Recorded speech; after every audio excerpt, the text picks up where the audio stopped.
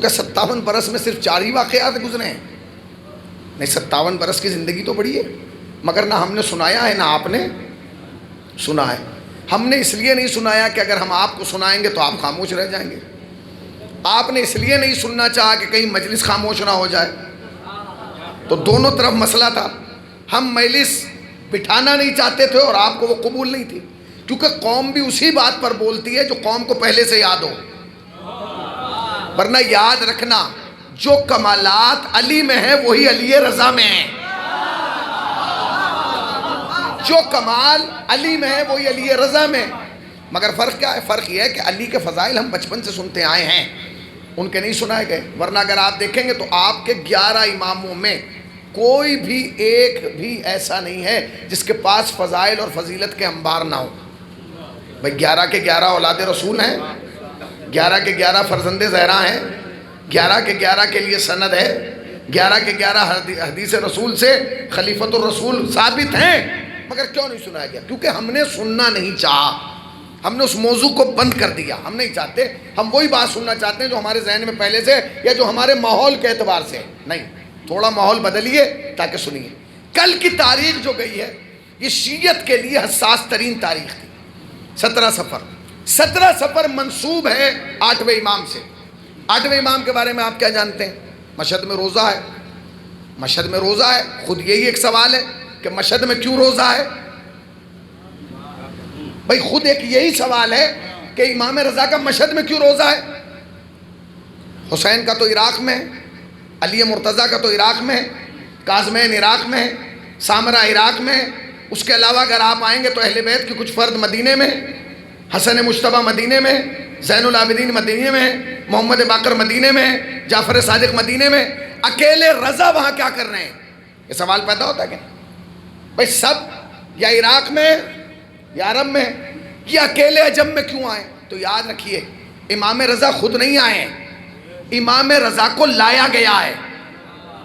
کیوں لایا گیا؟ یہ بھی ایک سوال پیدا ہوتا ہے، کیوں لایا گیا؟ امام کو لایا کیوں گیا؟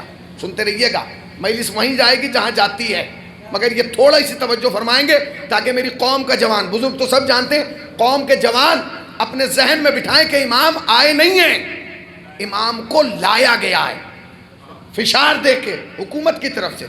اب حکومت کو کیا ضرورت پڑی تھی؟ حاکم بیٹھا ہے مشہد میں، امام بیٹھے ہیں مدینے میں، مگر پھر بھی اسے خطرہ ہے۔ اس کا مطلب یہ ہے کہ وہ بادشاہ جانتا تھا کہ امامت کے لیے فاصلے کوئی حیثیت نہیں رکھتے، نہیں پہنچے، میں نے تو لفظ کہا ہے امامت کے لیے فاصلے حیثیت نہیں رکھتے۔ جب امام کے قاتل جسے مامون کہتے ہیں اسے حکومت ملی تو اس نے اپنے وزیر فضل بن ربی کو بلایا اور اس سے بلا کے کہا کہ یہ حکومت مل تو گئی ہے، اب یہ بچے گی کیسے؟ سمجھے آپ؟ 2 مرحلے ہیں، ایک حکومت پانا ہے، ایک حکومت بچانا ہے۔ حکومت مل گئی، اب یہ بچے گی کیسے؟ اسے دشمنوں سے بچایا کیسے جائے؟ تو اس نے کہا پہلے یہ تلاش کرو کہ تمہارے دشمن کون ہیں۔ کہا تم بتاؤ۔ کہا میری نگاہ میں تمہارے 3 دشمن ہیں بڑے جس سے تمہاری حکومت کو خوف ہے، جو تمہاری حکومت کو گرا سکتے ہیں۔ کہا کون؟ کہا پہلے تمہارا بھائی امین، تو تمہارا سگا بھائی ہے، اس سے تمہیں خطرہ ہے۔ کہا اس کو تو میں قتل کرا دوں گا، بے وقوف ہے، مار دوں گا، ختم ہو جائے گا۔ کہا دوسرا اس کا وزیر، اس سے خطرہ ہے، کہا اسے بھی میں قتل کرا دوں گا۔ اب تیسرا خطرہ کس سے؟ تو اس نے کہا تیسرا خطرہ ہے علی ابن موسیٰ رضا سے، علی رضا سے تمہاری حکومت کو سب سے زیادہ خطرہ ہے۔ اس نے کہا پر وہ تو اس نام کا تو کوئی آدمی شہر میں نہیں رہتا، توجہ سنیے گا، اس نام کا کوئی آدمی مشہد میں نہیں رہتا، یہ کہاں رہتے ہیں؟ کہنے لگے یہ رہتے ہیں مدینے میں۔ تو کہنے لگے حکومت میں کر رہا ہوں مشہد میں، وہ رہ رہے ہیں مدینے میں، ان سے میرا کیا لینا دینا؟ ان سے کیا خطرہ؟ بھائی وہ وہاں بیٹھے ہیں، میں یہاں بیٹھا ہوں، تو میرا ان سے کیا لینا دینا؟ اس نے کہا بہت ضروری لینا دینا ہے۔ کہا کیوں؟ کہ جس تخت پہ بیٹھے ہو یہ تمہارے باپ کی ملکیت نہیں ہے۔ نہیں پہنچے کیا کہہ رہا ہوں میں؟ یہ تمہارے باپ کی ملکیت نہیں ہے۔ کہا کیا؟ کہ حق رضا کے بزرگوں کا ہے، قبضایا تیرے اجداد نے، یہ حکومت تیرا اختیار نہیں ہے۔ کہ پھر کہ یہ تو ان کا حق ہے، تم اس پر غاصبانہ حق کیے ہو، قبضہ کیے ہو۔ اس نے کہا اچھا، کہ بس سب سے بڑا اگر خطرہ کسی سے ہے تو رضا سے ہے، رہتے کہاں ہیں؟ کہا کہ وہ۔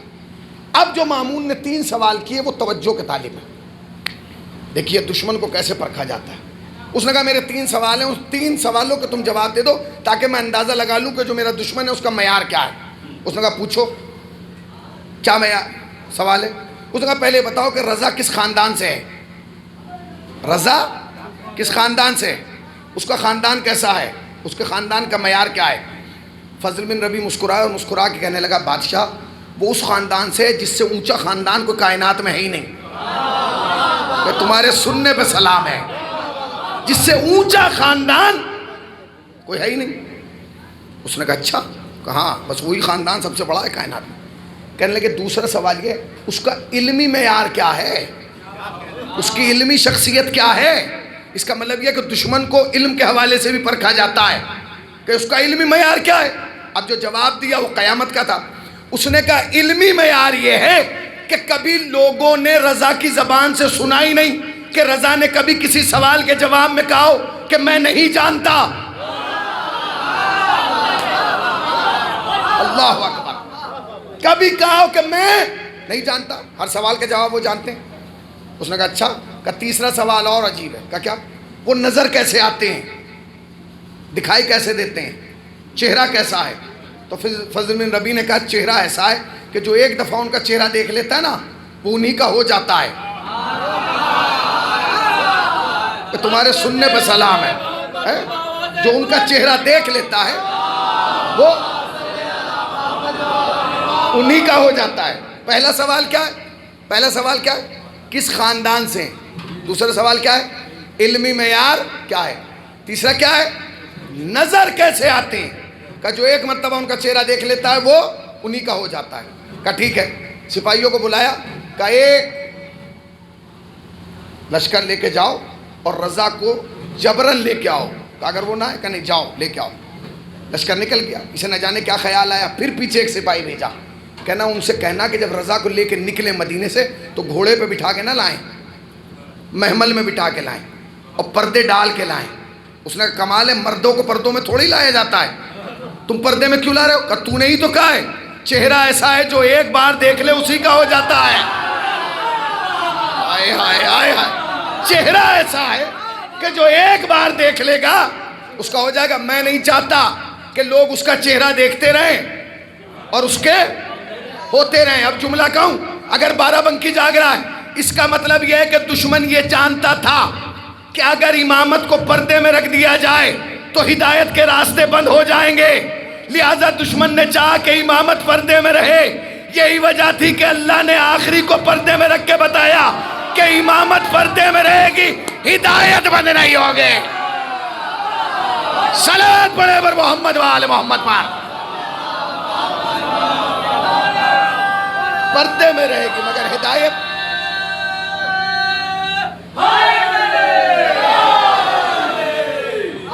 پردے میں رہے گی مگر ہدایت کے راستے بند نہیں ہوں گے۔ چلے امام چلیں، سپاہی ہیں، امام کو اونٹ پہ بٹھایا گیا، پردے کا اہتمام کیا گیا، امام چل رہے ہیں۔ روایات کہتی ہیں امام راستے میں کسی سے گفتگو نہیں کرتے تھے، جب اونٹ سے اپنی سواری سے اترتے تھے تو صرف نماز کے لیے اور غذا کے لیے، اس میں بھی کسی سے گفتگو نہیں کرتے تھے۔ اب علامہ مجلسی نے جو لکھا وہ جملہ سن لیجئے۔ علامہ مجلسی کہتے ہیں کہ امام نے کسی سے گفتگو نہیں کی، اپنا وقت پہ جب اونٹ رکتا تھا، سواری رکتی تھی تو اترتے تھے، نماز پڑھتے تھے، کھانا کھاتے تھے اور پھر واپس اپنی سواری پہ چلے جاتے تھے۔ امام نے کسی سے بات نہیں کی، اترتے تھے، نماز پڑھتے تھے، کھانا کھاتے تھے، واپس چلے جاتے تھے، اترتے تھے، نماز پڑھتے تھے، کھانا کھاتے تھے، واپس چلے جاتے تھے، اترتے تھے، نماز پڑھتے تھے، کھانا کھاتے تھے، واپس چلے جاتے ہیں۔ علامہ مجلسی کہتے ہیں بس رضا کی اسی ادا سے وہ سپاہی مشہد پہنچنے سے پہلے شیعہ ہو گئے۔ کہاں بیٹھے ہیں بھائی، کہاں بیٹھے ہیں؟ اس کا مطلب یہ ہے کہ تلوار کے زور پہ کلمہ پڑھوانا اور ہے، کردار کے زور پہ منوانا اور ہے۔ کردار کے زور پہ منوانا۔ چلے امام چل رہے ہیں، جو مشہد سے پہلا پڑاؤ آیا اسے کہا جاتا ہے نیشاپور۔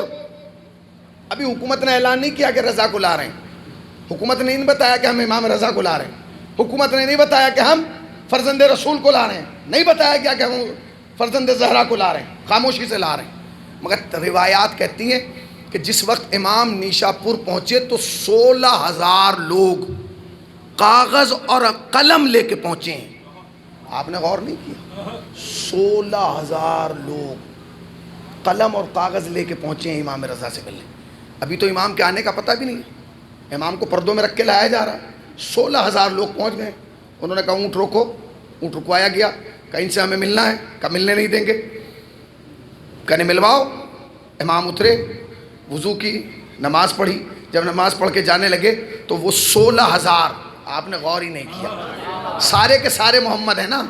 تم نے ایک کو قلم نہیں دیا تھا، آج 16,000 لوگ قلم لے کے کھڑے ہیں کہ رضا کچھ بولیں تاکہ ہم لکھیں. امام جب فارغ ہو گئے اور جانے لگے اپنی سواری کی طرف تو لوگوں نے ہاتھ جوڑ کے کہا کہ کچھ ایسا بول دیجئے جو ہم لکھ لیں تاکہ ایک یادگار رہ جائے. تو امام نے فرمایا، اللہ اکبر، امام نے فرمایا کہ میں نے سنا ہے اپنے باپ سے، انہوں نے سنا ہے اپنے بابا سے، انہوں نے سنا ہے اپنے بابا سے، انہوں نے سنا ہے اپنے بابا سے، انہوں نے سنا ہے اپنے بابا سے، انہوں نے سنا ہے اپنے بابا سے، انہوں نے سنا ہے رسول سے، رسول نے سنا ہے جبرائیل سے، اور جبرائیل یہ خبر عرش سے لایا ہے. کہ کیا لایا ہے؟ اب امام نے ایک حدیث فرمائی. وہ حدیث کیا تھی؟ فرماتے ہیں کہ کلمہ لا الہ الا اللہ ایک قلعہ ہے، جو بھی اس میں داخل ہو گیا وہ نجات پا گیا. یہ کہہ کے امام نے سواری کا پردہ کھینچا. سواری چند قدم آگے بڑھی. آگے بڑھنا تھا، لوگوں میں مسرت کی لہر دوڑ گئی. لوگ ایک دوسرے کو کوہنی مار کے کہنے لگے، کیا کہنے، نبی کا بیٹا کہہ کے گیا ہے کہ جس نے لا الہ الا اللہ کہا وہ بچ گیا، جس نے لا الہ الا اللہ کہا وہ بچ گیا. مبارک ہو، تم نے بھی لا الہ الا اللہ کہہ دیا، تم بھی بچ گئے. تم نے بھی لا الہ الا اللہ کہہ دیا، تم بھی بچ گئے. تم نے بھی لا الہ الا اللہ کہہ دیا، تم بھی بچ گئے. اتنی دیر میں بڑھتی ہوئی سواری رکی، پردہ ہٹا. امام نے کہا پر ایک شرط ہے، اگر وہ شرط پوری نہ ہوگی بخشش نہ ہوگی. کہ کیا؟ کہ اس شرط کا نام ہے آل محمد. بخشش جبھی ہوگی جب ہمیں مان لو گے. لوگوں نے کہا کہ ٹھیک ہے. امام آ گئے. تیزی سے میں عرض کر رہا ہوں کیونکہ جہاں مجھے روکنا ہے وہاں میں خود رک جاؤں گا. آگے بڑھے، مشہد آ گئے. مشہد میں جب پہنچے تو کیفیت عجیب تھی. مامون کالا لباس پہنتا تھا. اس کو خوش کرنے کے لیے سارے درباری کالا لباس پہنتے تھے تاکہ لوگوں کو لگے کہ سارے لوگ بادشاہ کے رنگ میں رنگے ہیں. بھائی ہمارا بھی تو مزاج ہے، جس کی حکومت ہوتی ہے گاڑی پہ جھنڈا اسی کا ہو جاتا ہے. ہوتا ہے کہ نہیں؟ جس کی حکومت اسی کا جھنڈا، تاکہ لوگوں کو لگے کہ یہ حکومت کے، یہ پرانا دور ہے، پرانے زمانے سے آ رہا ہے. تو سب کالا لباس پہنتے تھے تاکہ بادشاہ کو لگے کہ سب میرے رنگ میں رنگے ہیں. تاریخ کہتی ہے جس دن امام رضا کو پہلی مرتبہ دربار میں آنا تھا، پہلی مرتبہ دربار میں آنا تھا، تو اب جو مامون پہنچا تو دیکھا کہ سب ہرے کپڑوں میں آ رہے ہیں. تو اس نے فضل بن ربیع سے کہا یہ ہرے کپڑے کیوں پہن رہے ہیں؟ کہیں گے آپ کو نہیں پتا، وہ جو آئے ہیں نا وہ ہرا کپڑا پہنتے ہیں، لہٰذا انہیں دیکھ کے سب ہرے کپڑے پہن گئے. کہنے لگے کمال ہے، ابھی وہ دربار میں آیا بھی نہیں، اس نے بولا بھی نہیں، خطاب بھی نہیں کیا، اور ابھی سے ان کا لباس بدل گیا. فضل بن ربیع نے کہا میں تمہیں یہی تو بتانا چاہتا ہوں، ابھی تو وہ بولا نہیں تب لباس بدل گئے. جس دن وہ بول گیا فکر بدل جائے گی، نظریہ بدل جائے گا، شعور بدل جائے گا، عقیدہ بدل جائے گا. صلوات پڑھے پر محمد و آل محمد پاک. ایک اور صلوات پڑھے پر محمد و آل محمد پاک.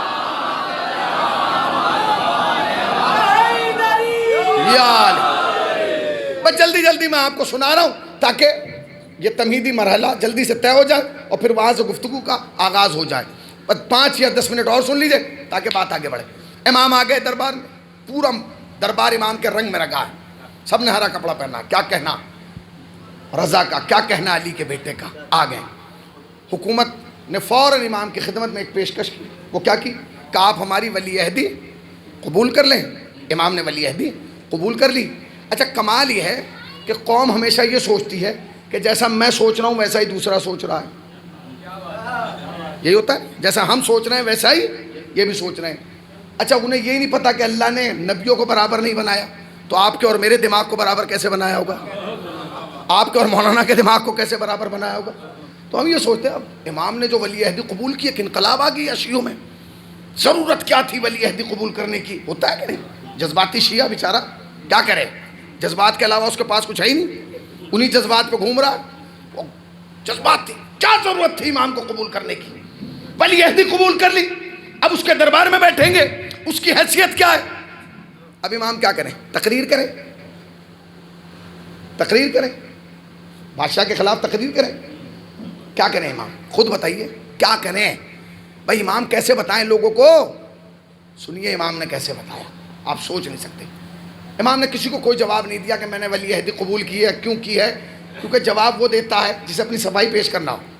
امام نے تو عمل سے جواب دیا. دو لوگ مدینے سے آ گئے, امام بیٹھے ہوئے, دونوں مدینے سے آئے, امام کی خدمت میں آ گئے.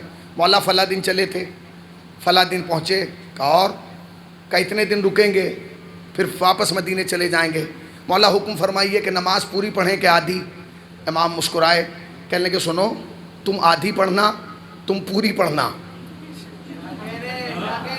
تم آدھی پڑھنا, تم پوری پڑھنا. یہی مسئلہ اگر کوئی مولوی صاحب بتا دے تو وبال ہو جائے کہ بھائی کمال ہے, چہرہ دیکھ کے مسئلہ بیان کر رہے ہو. یہ مسئلہ امام نے بیان کیا. ایک جگہ, ایک وقت, ایک جگہ کے مسافر ایک ساتھ آئے, ایک ساتھ جانا ہے, ایک ساتھ رکے, ایک ساتھ کھا رہے ہیں, ایک ساتھ پی رہے ہیں, اور امام سے پوچھ رہے ہیں مولا. لوگوں کے ذہن میں سوال کیا ہے کہ امام نے ولی عہدی کیوں قبول کی؟ اس کا مطلب یہ ہے کہ بادشاہ کے وجود کو, اس کی حکومت کو تسلیم کر لیا. اب امام اس کا جواب کیسے دے رہے ہیں وہ سنیں. کہا بتائیے ہم نماز پوری پڑھیں کہ آدھی؟ دونوں سامنے بیٹھے ہیں, مجمع بھرا ہوا ہے. امام نے کہا تم پوری پڑھو گے, تم آدھی. لوگوں نے کہا کمال ہے, ایک وقت میں دو مسئلے. بھئی یا تو دونوں کو کہو کہ پوری پڑھو, یا دونوں کو کہو کہ آدھی پڑھو. وہ اٹھ کے واپس آ گئے, پریشان ہے کہ میں پوری پڑھوں گا یا آدھی پڑھے گا, مسئلہ کیا ہے؟ اب کون اس کی وضاحت کرے؟ پہنچے, کہنے لگے ہم نے رضا کے سے مسئلہ پوچھا تھا, امام نے جواب یہ دیا. آخر اس کے پیچھے وجہ کیا ہے؟ اب جو وجہ بتائی گئی وہ سنیے. تو وجہ یہ بتائی گئی, شریعت نے حکم یہ دیا ہے کہ اگر کوئی انسان خیر کی نیت سے سفر کرے تو نماز قصر ہوگی.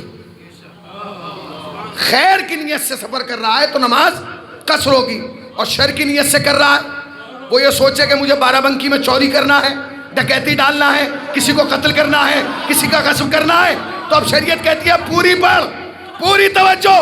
امام نے کہا اس سے تو آدھی پڑھے گا, تو پوری پڑھے گا. اس نے کہا کیوں؟ کہ تو سمجھا نہیں, جب تو مدینے سے چلا تو تیری نیت یہ تھی امام سے ملوں گا. امام نے کہا آدھی پڑھ. جب تو چلا تیری یہ نیت تھی کہ تو بادشاہ سے ملے گا. امام نے کہا پوری پڑھ, تاکہ پتہ چل جائے خیر والا یہ ہے, شر والا یہ ہے. صلوات پڑھے پر محمد و آل محمد پر. امام نے کہا, اس کا مطلب کیا؟ اب لوگوں کی سمجھ میں آیا, اوہو امام تو کچھ اور بتانا چاہتے ہیں. یہ عملی جواب تھا. یہ کیا تھا؟ عملی جواب. لوگ امام کی طرح متوجہ ہونے لگے, مجمع امام کے لیے لگنے لگا, لوگ امام کے انتظار میں کھڑے ہونے لگے, لوگ امام کو چومنے لگے, لوگ امام کے دروازے پہ جھرمٹ لگانے لگے. بادشاہ کو بڑا خطرہ, کیا کیا جائے؟ بادشاہ خالی بیٹھا ہے, بادشاہ کا استقبال نہیں ہو رہا ہے, بادشاہ کو چوما نہیں جا رہا ہے, بادشاہ کی تعظیم نہیں ہو رہی ہے, بادشاہ کی عزت نہیں ہو رہی ہے. یاد رکھیے گا, سب کچھ برداشت ہوتا ہے, مگر جب کوئی عزت نہ کرے نا, یہ برداشت نہیں ہوتا. ہمارے یہاں تو جنگیں اسی بات پہ ہے نا. ہمارے یہاں جنگیں آپس میں کس بات پہ ہو رہی ہے؟ ارے مجھے سلام نہیں کیا, بتائیے مجھے سلام نہیں کیا, تو بھیا کیوں کرے گا وہ سلام؟ کیوں کرے گا؟ جی مجھے کرنا چاہیے, کیوں کرے گا؟ آپ کے پاس کون سی چیز ایکسٹرا ہے؟ دو آنکھیں آپ کے پاس, دو ہی اس کے پاس, دو کان آپ کے پاس, دو ہی اس کے پاس, ایک زبان آپ کے پاس, ایک ہی زبان اس کے پاس, دو ہاتھ اس کے پاس, دو ہی آپ کے پاس, دو ٹانگیں آپ کے پاس, پھر بھی آپ سلام کرانا چاہتے ہیں؟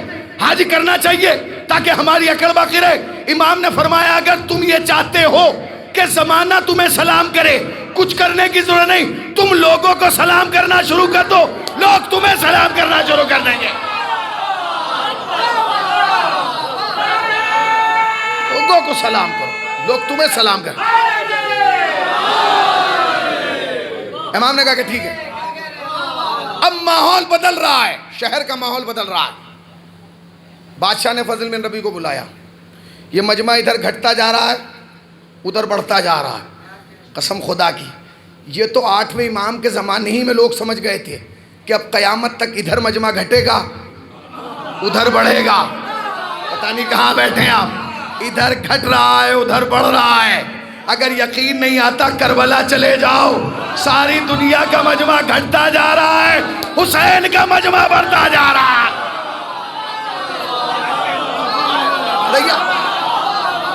پوری دنیا کا مجمع.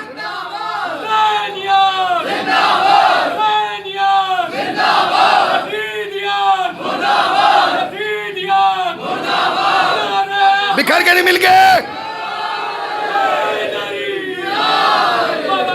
پوری دنیا کا مجمع. سنیے سنیے سنیے, جسے نعرہ لگانا ہے وہ جملہ سن لیں.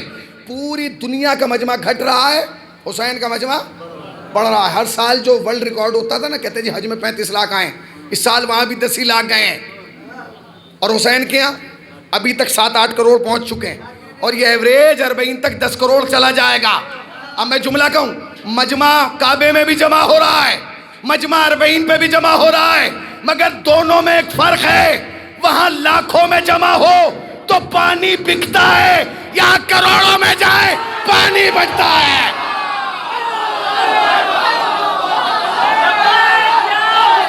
حیدر حیدر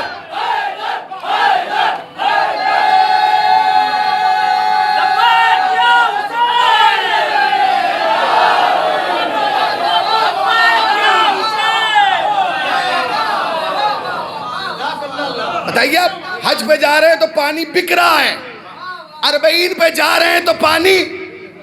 ابھی 5 دن پہلے کی خبر تھی, تو سوشل میڈیا سے جڑے ہیں وہ بتائیں گے کہ ایک عجیب و غریب پوسٹ آئی, کہنے لگے بھائی پوری دنیا ہل گئی. کیوں ہل رہی ہے بھائی پوری دنیا؟ یہ ہلنے ہی کے لیے بنی ہے کیا؟ تم کیوں ہلتے ہو؟ اہل بیت کے نام پہ کیوں ہلتے ہو؟ تم اپنی طرح اہل بیت کو نہ سمجھا کرو. تم ہمیشہ ہلتے ہو. ستارہ زمین پہ آ رہا ہے تو تم ہل رہے ہو, چاند 2 ٹکڑوں میں ہو رہا ہے تو تم ہل رہے ہو, سورج پلٹ کے آ رہا ہے تو تم ہل رہے ہو, آسمان سے ذوالفقار آ رہی ہے تو تم ہل رہے ہو, حسین کروڑوں کو بلا رہا ہے تم ہل رہے ہو. کیوں ہل رہے ہو؟ ہلو ولو نہیں. سنو کیا ہوا. رپورٹ یہ تھی کہ نجف ایئرپورٹ نے ایک پوسٹ جاری کی کہ پچھلے سال 40 کا ریکارڈ یہ تھا کہ ایک دن میں 150 فلائٹیں اتری ہیں. ایک دن میں خبر بھائی 150 فلائٹیں اتری ہیں. اس سال ریکارڈ ٹوٹ گیا. 8 یا 9 دن پہلے کی خبر ہے. کہ کیا ہوا؟ کہنے لگے 1 گھنٹے میں 32 فلائٹیں اتری. تقریباً حساب لگائیے, میرا حساب کمزور ہے بھائی. آپ بینک میں ایک فلائٹ کتنے منٹ میں اتر رہی ہے؟ اور یہ 1 گھنٹے کا ایوریج ہے. 1 گھنٹے میں 32 فلائٹیں اتری, اور ایک دن میں 800 فلائٹیں اتری. آئے ہائے آئے ہائے, تمہارے سننے پر سلام. جب مجھے یہ پتا چلا میں بڑا خوش ہوا. اے مولا حسین تیرا کیا کہنا, اب زمین کربلا میں اور آسمان کربلا میں کوئی فرق نہیں. زمین پر بھی ازادار ہے, آسمانوں میں بھی ازادار ہے.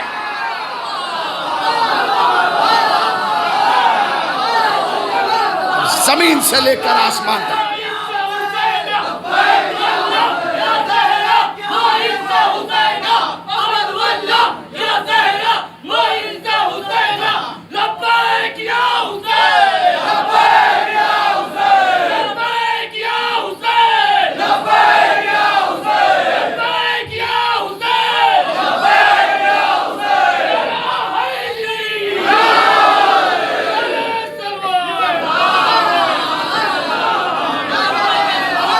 زمین پہ بھی ازادار ہیں, آسمانوں میں بھی. کون مشی کر رہا ہے؟ آپ, میں, ازادار, ماتمدار, قوم کا جوان نہیں. وہ علماء جن کی تم تقلید کرتے ہو وہ سڑکوں پہ آ گئے ہیں. کیوں؟ اس لیے کہ تم نہیں جانتے کہ اس کا شرف کیا ہے. انہیں معلوم ہے کہ اس کا شرف کیا ہے. ہم نے تو مشی صدام کے زوال کے بعد شروع کی ہے نا. آپ اٹھا کے دیکھیں پرانے علماء جتنے بڑے بڑے گزرے ہیں, یہ حائری صاحب, یہ بروجردی صاحب, یہ خوئی صاحب, انہوں نے اس زمانے میں مشی کی ہے جب موقب نہیں ہوا کرتے تھے نہر کے راستے سے. ایک جملہ کہنا چاہتا ہوں, جو مرجیت کی طرف انگلی اٹھاتے نا وہ یاد رکھیں جو تم اب کر رہے ہو وہ برسوں پہلے کر چکے. کہاں بیٹھے ہیں بھائی, میں کیا کہہ رہا ہوں. جو ہم اب کر رہے ہیں ہمارے علماء, ہمارے اکابرین, ہمارے بزرگ پہلے کر چکے. ہم ایام فاطمیہ ہم منا رہے ہیں, نجف اور عراق کربلا میں کب سے منائی جا رہی ہے, تو ہم تو اب کہاں ہیں نا. تو کیا کہا؟ اب سنیے آپ 2 جملے اور سن لیجئے. دو جملے اور سنیے اربعین کے حوالے سے تاکہ بات آگے بڑھ جائے، پھر میں وہیں آؤں گا امام کی طرف۔ تو کیا کہا؟ اب زمین کربلا میں اور آسمان کربلا میں کوئی فرق نہیں، زمین پہ بھی عزادار، آسمانوں میں بھی عزادار، ایک جوش، ایک ولولہ، ایک چاہت، ایک الفت ہے جو حسین کی طرف کھینچ رہی ہے۔ اچھا کمال ہے، تم نے پوری رات بارش میں ماتم کیا تو تم یہ سوچ رہے ہو کہ کمال ہے بھائی ہم نے بارش میں ماتم کر دیا، چند گھنٹوں کی بارش ہوئی تو ہم نے ماتم کر لیا۔ نہیں، انہوں نے کیا جو صحیح سالم تھے، جو بخار میں تھے وہ گھر میں تھے، جن کا جسم مضبوط نہیں تھا وہ گھر میں تھے۔ اربعین کے واک پہ جائیے، وہ جا رہے ہیں جن کے پاس مصنوعی ٹانگیں ہیں، جن کی ٹانگیں پلاسٹک کی ہیں وہ جا رہے ہیں، جو ویل چیئر پہ ہیں وہ جا رہے ہیں، لوگ اسٹریچر پہ لے جائے جا رہے ہیں۔ کیوں جا رہے ہیں؟ اس لیے کہ جانتے ہیں کہ دنیا کی ہر بیماری کا علاج حسین کے پاس ہے۔ پتہ نہیں کہاں بیٹھے ہو، دنیا کی ہر بیماری کا علاج حسین کے پاس ہے۔ یہ جو اربعین ہو رہا ہے نا، یہ اربعین یہ لوگوں کے دماغوں کو اڑائے ہوئے ہیں، لوگوں کی سمجھ میں نہیں آ رہا ہے۔ آج تک تو یہ چھپا رہے تھے نا اربعین، بھائی فلاں منسٹر کے نام پر اتنا بڑا مجمع ہو گیا، فلاں پی ایم نے یہاں بلا لیا، فلاں ملک میں اتنا مجمع جمع ہو گیا۔ آج تک کسی نیوز نے دکھایا تھا کہ کربلا میں کتنا مجمع ہوا؟ آخری رپورٹ یہ تھی کہ آخری مجمع جس سال اربعین ختم بند ہوا ہے، یعنی کرونا سے پہلے 6 کروڑ کا مجمع تھا۔ 6 کروڑ جب 100 لاکھ ملتے ہیں تو جب 100 لاکھ ملتے ہیں تو 1 کروڑ ہوتا ہے۔ اس کا مطلب جب 600 لاکھ ملیں گے، اور سنیے یہ جو کروڑوں کا حساب ملتا ہے نا، یہ سارے زائرین کا نہیں ہے، یہ ان زائرین کا حساب ہوتا ہے جو بارڈر سے انٹری کرتے ہیں، جو اندرون ملک ہوتے ہیں ان کا نہیں، جو کاشکی سے آ جاتے ہیں ان کا نہیں، جو راستوں سے آ جاتے ہیں بارڈر پار کر دیتے ہیں بغیر بتائے وہ ان کا نہیں۔ 6 کروڑ وہ تھے کہ جو امام حسین کے نام پر روز اربعین گئے آخر میں۔ اب تو پتہ ہی نہیں کتنے کا بنے گا، اللہ جانے کہ حسین کتنوں کو بلاتے ہیں، مگر میں آپ سے پوچھ رہا ہوں 6 کروڑ آ گئے پہنچ گئے، کوئی انتظام نہ ہو، آدمی جاگ کے گزار لے گا، بیٹھ کے گزار لے گا، ٹھیک ہے، مگر بھیا بغیر کھائے تو نہیں گزار سکتا، کھانے کے لیے تو اسے چاہیے کہ بغیر کھائے رہ لے گا، کچھ نہ ہو حد اقل دن میں ایک وقت میں 1 روٹی تو اسے ملے، اگر پیٹ بھر کے بھی نہ ملے تو 1 روٹی تو ملنا چاہیے نا اسے۔ اچھا میں آپ سے پوچھ رہا ہوں ایک وقت میں ایک آدمی کتنی روٹی کھاتا ہے؟ زور سے بولیں، نہیں میں ممبر پہ اونچا سنتا ہوں، بولیے 2 3 4، اب جملہ کہوں، یہ 3 ہمارے یہاں کی ہیں اتنی بڑی، ایران کی نہیں، ایران کی روٹی اتنی بڑی ہوتی ہے، ہماری اتنی بڑی ہوتی ہے۔ اب میں یہی تو کہتا ہوں جس ملک کے برابر ہماری روٹی نہیں ہے، کہاں بیٹھے ہیں بھائی، میں کیا کہہ رہا ہوں ذرا جاگے بھائی، جس ملک کے برابر تم اپنی روٹی نہیں بنا پائے، اس فکر کے برابر بناؤ گے، اس کے شعور کے برابر لاؤ، اس کی روٹی تمہاری روٹی سے بڑی ہے تو اس کا شعور بھی۔ ایک صلوات پڑھیں پر محمد، کیا ہوا اس میں؟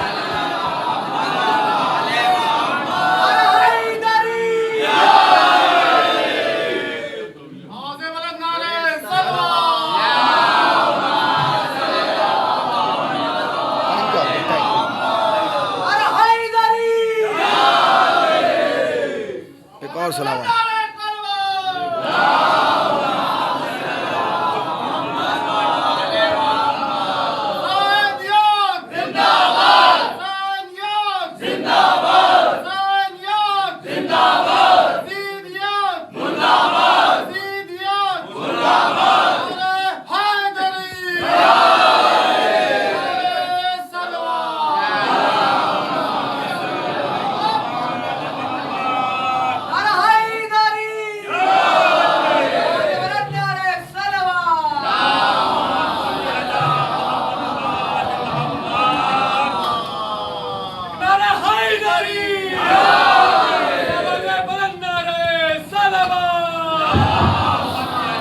ایک اور صلوات پڑھیں پر محمد و آل محمد۔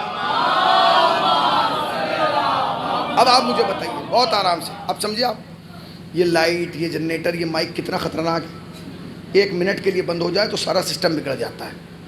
اب سمجھیے، شکر ادا کیجئے کہ غدیر اس زمانے میں نہیں ہوں جس زمانے میں مائک جنریٹر ہوتا تھا،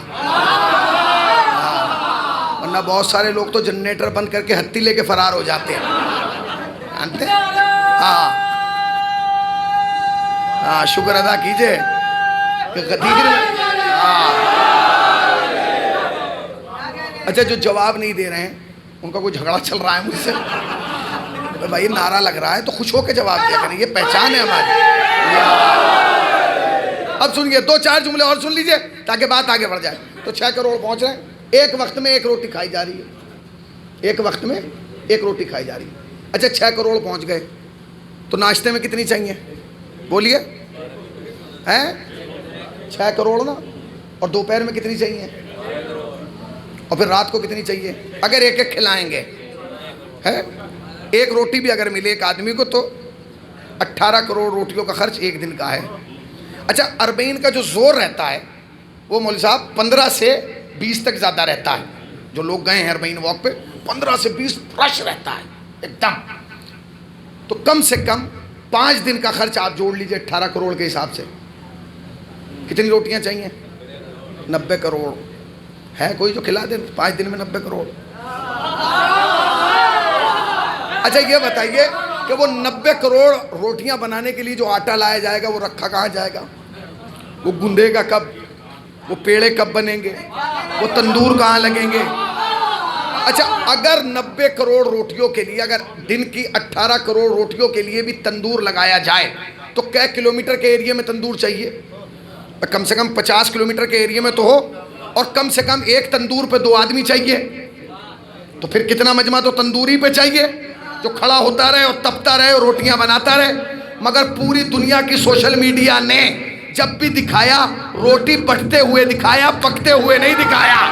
ارے ذرا جاگیں، پوری دنیا کی سوشل میڈیا نے روٹیاں بٹتے ہوئے دکھایا، پکتے ہوئے نہیں۔ پوری دنیا حیران ہو گئی، روٹیاں بٹ رہی ہیں، پکا رہی ہیں، پکا رہی ہیں، پکا رہی ہیں۔ جب کہیں نہیں ملا نا، ایک عارف بزرگ نے کھڑو کے کہا گھبراؤ نہیں، جہاں سے فضا کے لیے آئی تھی وہیں سے عزادار کے لیے آئی۔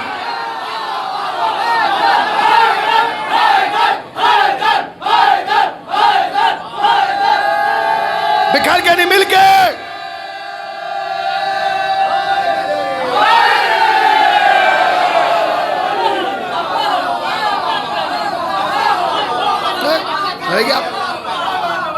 کمال علی مولا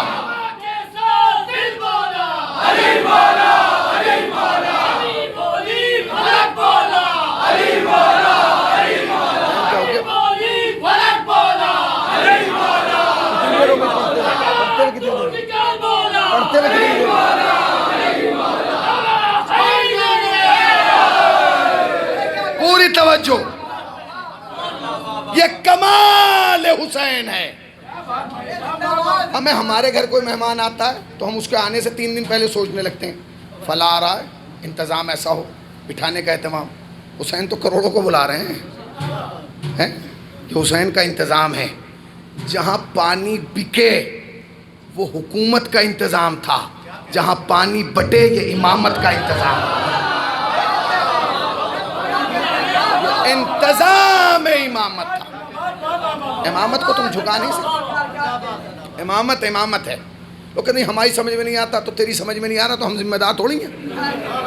بہت ساری کی سمجھ میں فضائل نہیں آتے، کمالات نہیں آتے، معجزات نہیں آتے۔ وہ یہ کہتے ہیں یہ کیسے ہو رہا ہے، تو ہم سے نہ پوچھ کے یہ کیسے ہو رہا ہے، یہ جا کے پوچھ کہ تو کیسے ہو رہا ہے۔ صلوات پڑھیں پر محمد والے محمد پر۔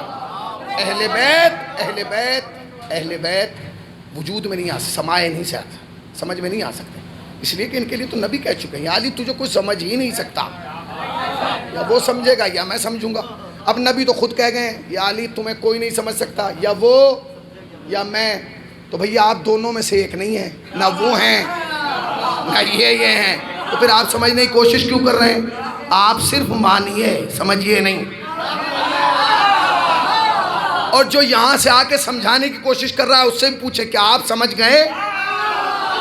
اچھا جو چیز ہماری سمجھ میں نہیں آئی ہم دوسروں تک کیسے سمجھائیں؟ تو ہمارا کام ہے لوگوں تک فضائل، کمالات، معجزات بیان کرنا، ان کی حقیقت کیا ہے، ان کا عرفان کیا ہے، ان کی معرفت کیا ہے۔ یہ اگر کسی کو دیکھنا ہے اربعین پہ جا کے دیکھیں، اربعین زندہ معجزہ ہے حسین کا، اگر کسی کو دیکھنا حکومت حسین کیسی ہے تو 40 پہ جا کے دیکھے، تب پتہ چلتا ہے کہ حسین کی سلطنت کیسی ہے، حسین کی حکومت کیسی ہے، حسین کا اختیار کیسا ہے. جانتے آپ، ابھی مجھے پتہ چلا، ابھی پتہ نہیں کہاں میں گیا تھا مجلس پڑھنے، اس سال ایک یعنی ہندو MLA ممبئی کا وہ زیارت پہ گیا ہے، ہمارے ایک دوست ہیں عالم دین، ان کے ساتھ. میں نے کہا آپ کس کے؟ کہیں گے میں ہوں اور فلاں صاحب ہے. میں نے کہا یہ کون ہے؟ کہیں گے ہمارے ایریے کے جو ہیں وہ MLA ہیں. وہ بھی گئے. اس کا حسین کیا لگتا ہے؟ عیسائی جا رہے ہیں، ان کا حسین کیا لگتا ہے؟ تم جو پوچھتے نا حسین، بھائی سنو لگتا ہے، اس لیے کہ کہا گیا تھا نا انسان کو بیدار تو ہو لینے دو. ابھی کیا سمجھ رہے ہیں آپ؟ ابھی تو 40 کا شباب شروع ہوا ہے. ہاں ابھی تو شروع ہوا ہے. اگر ہندوستان کے ہر چوراہے پر نہیں، دنیا کے ہر روڈ پر 40 کے دنوں میں حسینی واق نظر نہ آئے تو شیعہ نہ کہنا. آپ جائیے دیکھیے 40 کس شان سے منایا جانے لگا. جوانوں کے اندر جذبہ ہے. میں نے ایسے صاحب بھی دیکھے ہیں جو پورے سال اس لیے لڑا وہ لڑکا اپنے والد سے کہ مجھے بائک دلائیے، اور جب باپ نے بائک دلا دی 4 مہینے پہلے تو اب اسے بیچ کے 40 پہ چلا گیا. تو میں نے کہا بھائی یہ کیا ہوا؟ پہلے تو تم 6 مہینے سے لڑ رہے تھے کہ ابا بائک دلاؤ، اور اب ابا نے بائک دلا دی تو 4 مہینے چلا کے دل بھر گیا. کہنے لگے دل نہیں بھرا.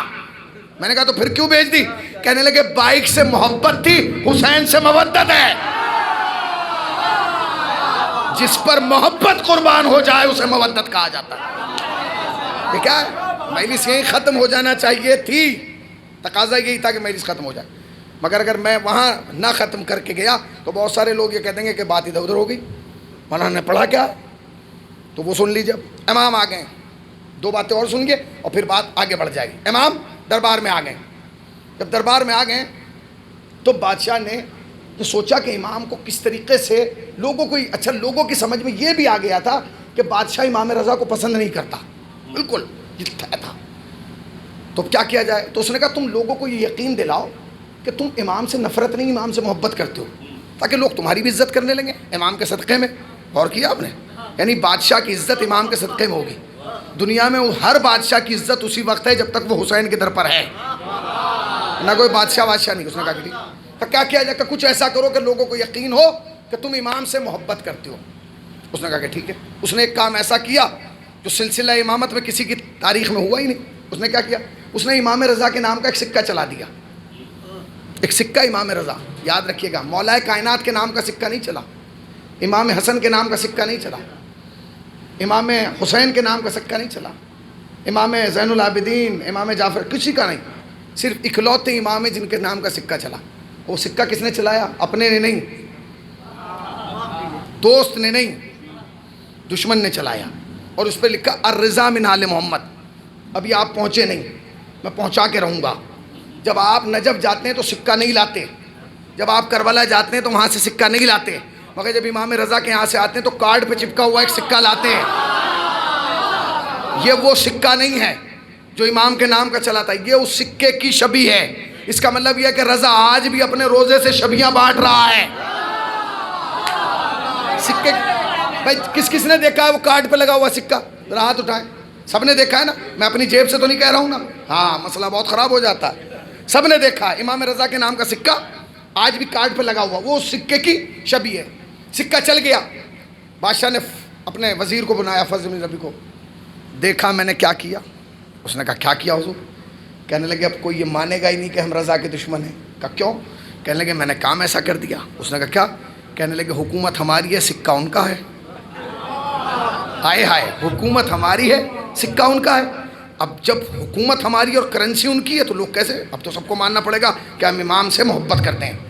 اس نے کہا پھر بھائی آپ کے دماغ کا کیا کہنا؟ آپ نے بڑا اونچا سوچا، سکہ ہی چلا دیا. کہنے لگا اب مجھے کیوں بلایا؟ کہ ذرا جاؤ ماحول پتہ کرو کیا چل رہا ہے ہمارے بارے میں، سوسائٹی میں، معاشرے میں، مارکیٹ میں کیا ماحول ہے. وہ گیا. 3 دن کے بعد فضل بن ربی لوٹ کے آیا. آئے ہائے کیا جملہ ہے، آئے ہائے. جب میں پڑھنے سے پہلے اتنا مزہ لے رہا ہوں، آپ سن کے کتنا مزہ لیں گے. وہ آیا 3 دن کے بعد فضل بن ربی لوٹ کے آیا. بادشاہ نے پوچھا کیا ہوا؟ چپ. بھائی بول کیا ہوا؟ ارے منہ سے بول کیوں نہیں رہا؟ ارے ہم نے جو سکہ چلایا تھا اس کا اثر مارکیٹ میں کیا ہے؟ اس نے کہا بادشاہ سلامت پوچھئے مت ورنہ بہت خراب ہو جائے گا. کہ نہیں بتاؤ, جو کھڑے ہیں وہ بھی سنیں, جو باہر ہیں وہ بھی سنیں, اور جو بیٹھے ہیں وہ تو سن لیں, اور جو آگے ہیں وہ بھی سن لیں, جو پیچھے ہیں وہ بھی سنیں. کہا کیا؟ کہنے لگے سنیے کیا ہوا. کہنے لگے 3 دن مارکیٹ میں رہ کے آیا ہوں, ماحول بالکل بدل چکا ہے. تو کہنے لگے لوگ ہمارے فیور میں آ گئے. کہنے لگے فیور تو چھوڑیے, میں تو سکے کی بات کر رہا ہوں, آپ سے تو ابھی آیا ہی نہیں. کہا کیا؟ کہنے لگے سنیے 3 دن پہلے میں اور اب میں فرق جانتے ہیں کیا ہے؟ کہنے لگے کیا؟ کہنے لگے سنیے فرق یہ ہے کہ پہلے حکومت کا سکہ تھا, اب سکے کی حکومت ہے. ارے بھائی ذرا جاگیے, میں کیا کہہ رہا ہوں. پہلے حکومت کا سکہ تھا, اب سکے کی حکومت ہے.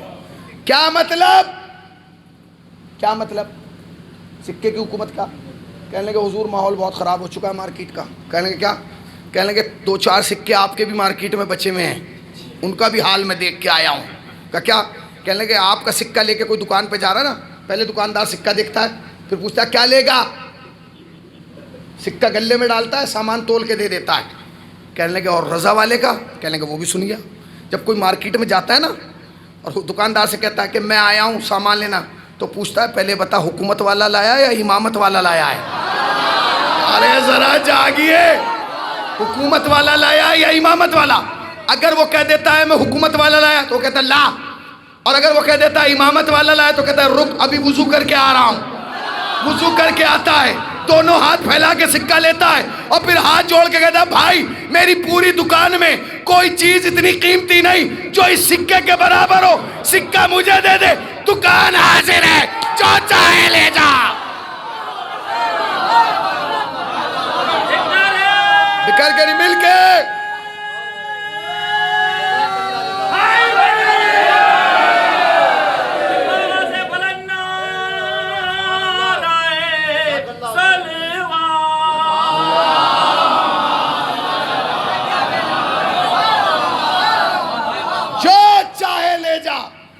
اس نے کہا اگر ایسے ہوا تو بازار تو لٹ جائیں گے, لوگ ایک سکہ دیں گے پوری دکان لوٹ کے لے جائیں گے. اس نے کہا پھر اپنے مزاج سے سوچ رہا ہے یہ سکے لانے والے تیرے نہیں ہیں. کیا پھر کہ یہ جس قوم سے وابستہ ہے نا اور جس دس سے وابستہ ہیں اس نے کبھی لوٹنا نہیں سکھایا, لوٹانا سکھایا. تو کہنے لگا پھر کہنے لگا اگر چاہتے ہو نا حکومت بچ جائے گی, سکہ روک لے. اب سکہ رکا نہیں رکا, جنریٹر رک گیا. بھئی یہ جنریٹر کس سے لگوایا ہے, کون ہے,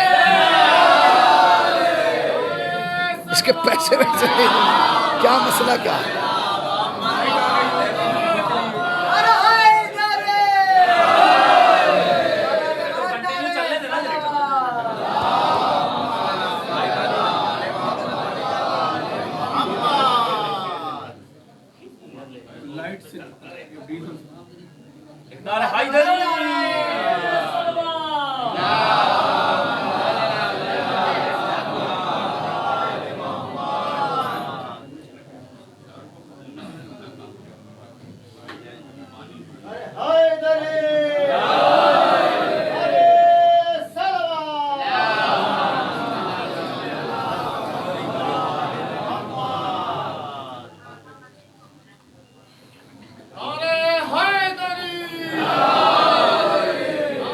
نہیں پانی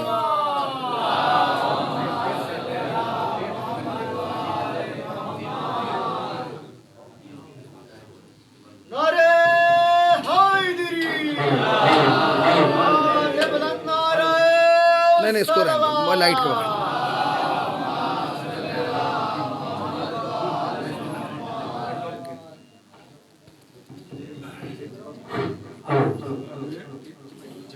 نہیں رہنے دیں, اس کو وہ بیکار نہیں چلے گا. نہیں مجھے بتانا, مجھے معلوم ہے کیا ہوگا.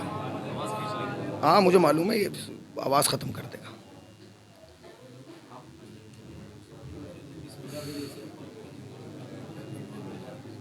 جی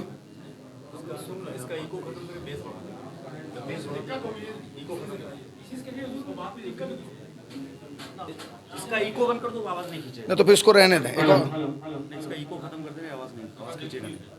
لگا دیجیے.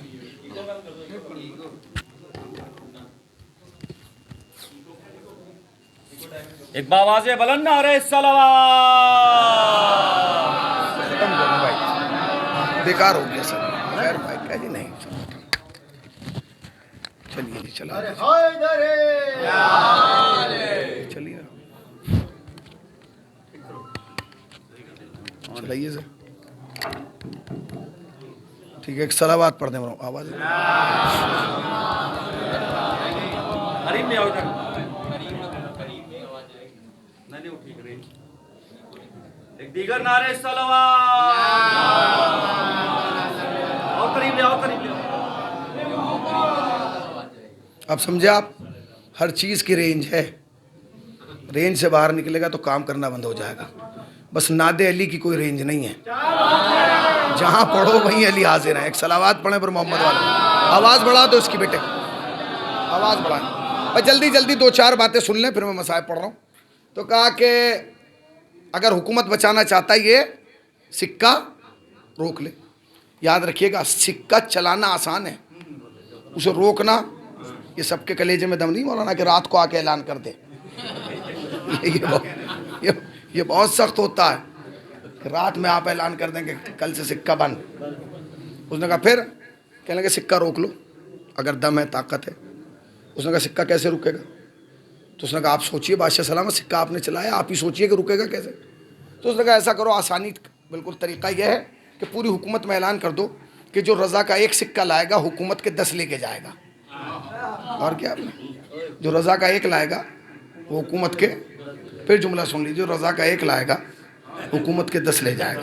जो रज़ा के एक लाएगा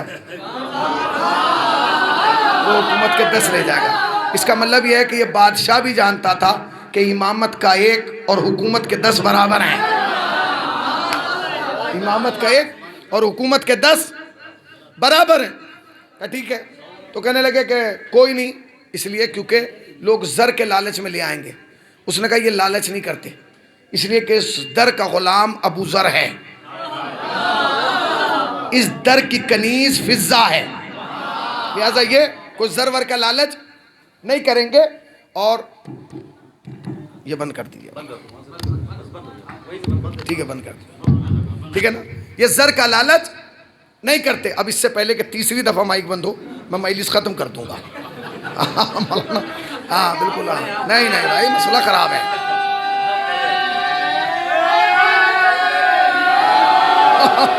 खौफ है। जल्दी जल्दी सुन लीजिए बात बहुत तेज़ी से, इसलिए कि जब आप समझिए कि जब जनरेटर बंद होता है तो जनरेटर बंद नहीं होता, पूरी मजलिस बंद हो जाती है।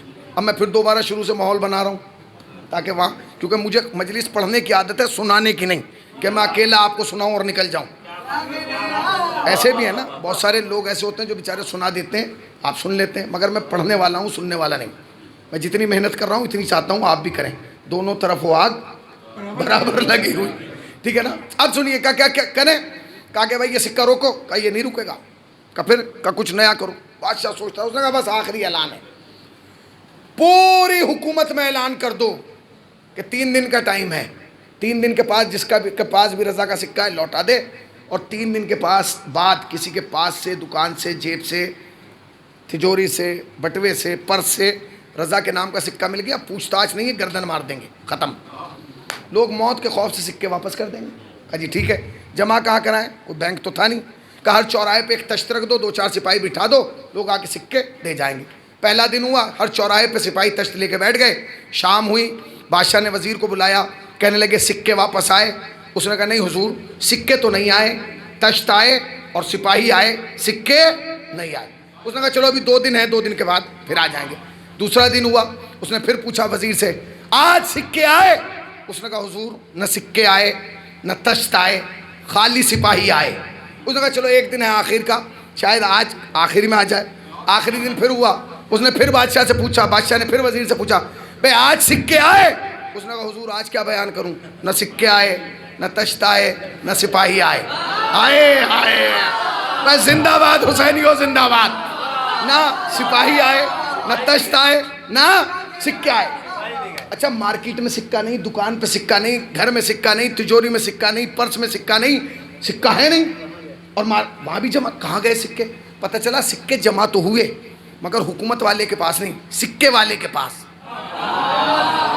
امام رضا بیٹھے ہیں، لوگ لا کے سکے دے رہے ہیں، مولا سکے سے۔ امام نے کہا ہمیں ضرورت ہی نہیں، کہنے لگے ضرورت کی بات نہیں ہے، ہم لا کے جمع کر رہے ہیں۔ کہا کیوں؟ کہا حضور حکومت نے اعلان کر دیا کل کے بعد سے اگر کسی کے پاس یہ سکہ مل گیا نا، پوچھ تاچھ نہیں، گردن مار دیں گے، لہٰذا ہم نے سوچا کہ انہیں دبانے چھپانے لوٹانے سے بہتر ہے آپ کو دے دیں۔ امام نے کہا ٹھیک ہے سکے رکھ دو۔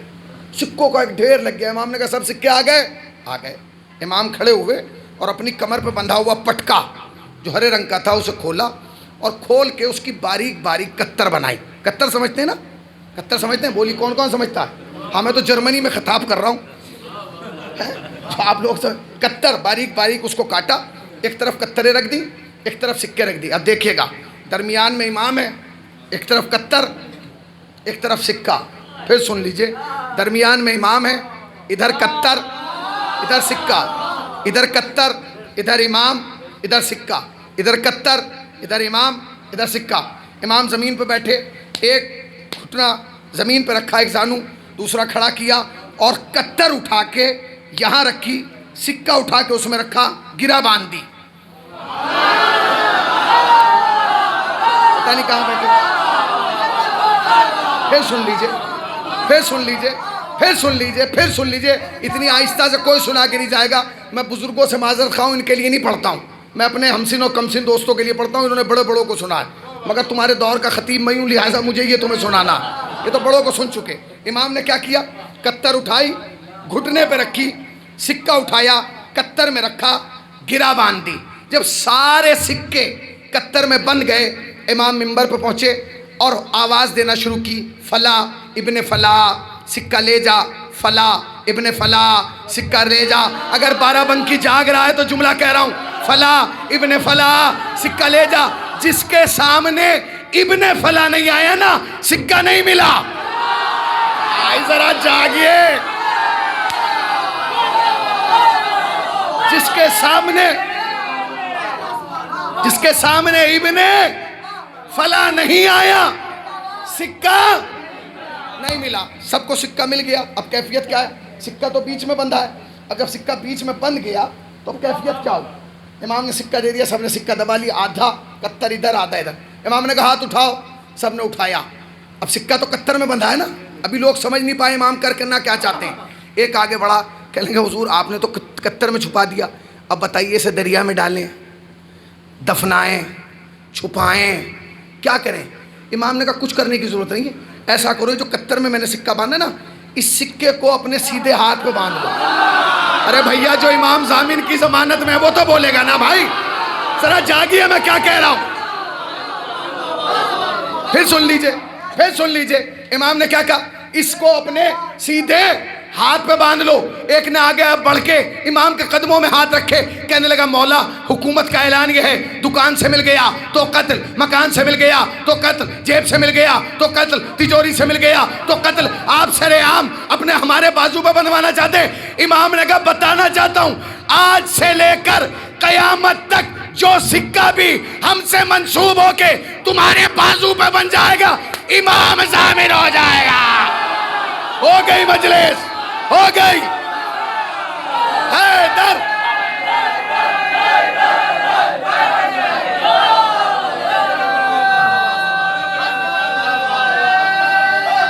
بکھر کے نہیں مل کے،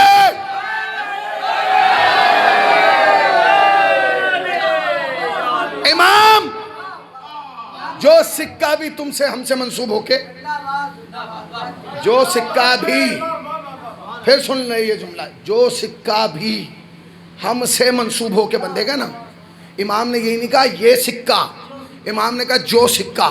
اگر یہ سکہ کہتے نا تو اثر وہیں تک رہتا، گاندھی والے میں نہ آتا، پونڈ میں نہ آتا، دینار میں نہ آتا، ڈالر میں نہ آتا۔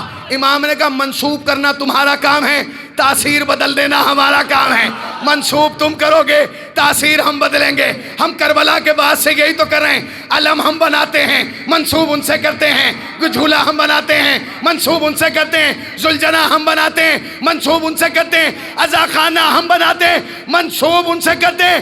منسوب کرنا ہمارا کام ہے، تاثیر بدلنا ہے اہل بیت، اہل بیت۔ بات ختم ہو گئی، بات ختم ہو گئی. اب اس سے آگے بڑھا گیا تو لوگ گھڑی دیکھنے لگیں گے، اور گھڑی سے زیادہ مجھے ڈر یہ ہے کہ جنریٹر بند نہ ہو جائے.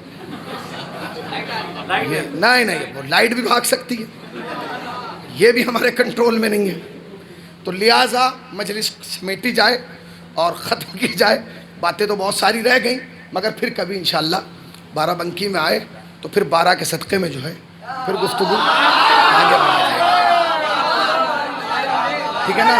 حیدری. اب یہ میں نے پڑھ دیا. اچھا کتنوں کو یقین ہے، قسم خدا کی فرش اعضاء پہ بیٹھے، کتنوں کو یقین ہے کہ امام ضامن حفاظت کرتا ہے؟ ذرا ہاتھ اٹھائیے، کتنوں کو یقین ہے؟ سب کو یاد؟ ٹھیک ہے.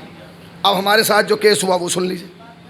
ہم 12 بنکی کے لیے نکلے، بہن نے امام ضامن باندھ دیا. ہم لکھنؤ کے لیے نکلے، بہن نے امام ضامن باندھ دیا. ہمیں بہار جانا تھا، بہن نے امام ضامن باندھ دیا. ہم جانے لگے امریکہ، بہن پھر امام ضامن لے کے آئی. میں نے کہا رک جاؤ. کہہ لیں کیوں؟ میں نے کہا امام ضامن کیوں باندھ رہے ہو؟ کہہ لیں کہ بھائی یہ سکہ حفاظت کرے گا. ارے میں نے کہا بھائی یہ زمین کا معاملہ تھا جو حفاظت کر رہا تھا، اب جانا ہے آسمان میں، وہاں یہ سکہ کیا کام کرے گا؟ اس نے کہا بھائی میں تجھے یہی تو بتانا چاہتی ہوں، یہ اہل بیت کا سکہ ہے، یہ یہاں بھی چلتا ہے، یہ وہاں بھی چلتا ہے. یہ اہل بیت کا سکہ، یہ یہاں بھی چلتا ہے، یہ وہاں بھی چلتا ہے. اور جس کو اس پر یقین نہ ہو وہ کہیں نہیں چلتا ہے. جس کو اس بات پہ یقین نہیں ہے نا کہ اہل بیت کا سکہ نہیں چلتا، خدا کی قسم وہ کہیں نہیں چلتا. پھر اسے کرینیں اٹھاتی ہیں، اس کا قد بڑا نہیں ہوتا. جسے اہل بیت گرا دیتے ہیں وہ دنیا کی کسی جیک سے بلند نہیں ہوتا، مگر جسے اہل بیت بلند کر دیں اسے کوئی پست نہیں کر سکتا، اور جسے اہل بیت پست کر دیں اسے کوئی بلند نہیں کر سکتا. امام رضا فضائل کا ایک انبار ہے، خدا کی قسم. جس امام کی چاہیں آپ سوانح حیات پڑھیں یا سنیں، آپ کو اتنا ہی مزہ آئے گا جتنا خیبر میں آتا ہے. اس لیے کہ میں جملہ کہتا ہوں، علماء بیٹھے ہیں، شاید میرا نظریہ غلط ہو، مگر میں جہاں بھی پڑھتا ہوں یہ نظریہ ضرور پڑھتا ہوں. میرا نظریہ یہ ہے کہ اگر خیبر امام رضا کے دور میں ہوتا تو امام رضا ہی اکھاڑتے، اور اگر مرحب امام موسی کاظم کے سامنے آتا تو امام موسی کاظم ہی مارتے. ابھی مولانا ایک جگہ میں مجلس خمسہ پڑھ رہا تھا، اس کا عنوان میں نے رجعت رکھا، یعنی امام زمانہ کے ظہور کے بعد جو ہوگا، رجعت یعنی واپسی. تو ایک صاحب آئے کہنے لگے تو بھائی پھر تو ہمیں کچھ کرنے کی ضرورت ہی نہیں ہے، جب مولا آ کے انتقام خود لے لیں گے. تو میں نے کہا آپ تو کچھ بھی نہ کیجئے، پھر آپ کو ضرورت کیا ہے؟ پھر کیا ہے؟ کھانا پینا چھوڑ دیجیے. کہنے لگے تو مر جاؤں گا. میں نے کہا مرنا تو کل بھی ہے، جیسے انتقام کل لینا ضروری ہے ویسے آج ہی مر جائیں گے. یاد رکھیے گا اہل بیت کا کام اور ہے، آپ کا کام اور ہے. جب کسی نے مولا سے پوچھا کہ جب خلافت آپ کو ملی تھی اس دور میں آپ نے باغ فدق واپس کیوں نہیں لے لیا؟ تو امام نے کہا سنو، ہم نہیں چاہتے تھے کہ لعنت کا سلسلہ رکے.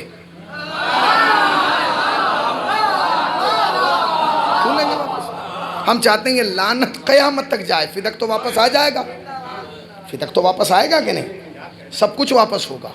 جس نے بھی اہل بیت سے جو کچھ لیا ہے سب اسے واپس کرنا ہے، مگر قیامت تک کے لیے لعنت تو ان کے کھاتے میں لکھی جا رہی ہے. تو اہل بیت کی جس فرد کو آپ اٹھا کے دیکھیں گے ایک فضائل کا انبار ہے. اب یہ اور بات ہے کہ آدمی اسے کس نظر سے پڑھتا ہے. واقعہ تو سادہ لکھا ہوتا ہے کتاب میں، اب اگر وہ واقعہ سنا دیا جائے تو آپ سو جائیں گے بیٹھ کے کہ یوں ہوا اور پھر یوں ہوا اور پھر یوں ہوا اور ختم بات. خطابت کا مطلب ہے اسی واقعے کو آپ کے ذہنوں میں پہنچا دینا اور اسے رکھ دینا. جانتے ہیں امام رضا، اللہ اکبر، روایت کا جملہ عجیب ہے، یعنی روح کانپ جاتی ہے. روایت کہتی ہے کہ جب تک امام رہے ہیں نا مشہد میں، کسی مشہد والے نے کبھی محرم کا چاند نہیں دیکھا. جانتے ہیں کیوں؟ اس لیے کہ دیکھنے کی ضرورت ہی نہیں پڑی. چاند ہونے سے پہلے امام کے گھر سے رونے کی آوازیں بلند.